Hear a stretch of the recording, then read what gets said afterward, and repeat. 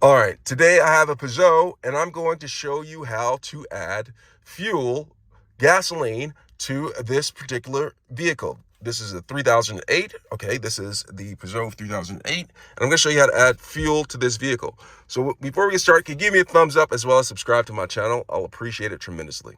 All right, so I'm sitting in the vehicle, right? And so what I'm going to do is I'm going to go ahead and open the door. And then I am going to walk around the vehicle. All right, I was on the driver's side, and I'm gonna walk around all the way around the vehicle. And then I'm gonna get to the rear of the vehicle. And do you see this flap right here? This is the gas cap right here. And so what you're gonna do is, this one actually requires Super Octano 95. All right, that's just for this particular vehicle. What I'm gonna do is I'm gonna take this and I'm gonna press on it.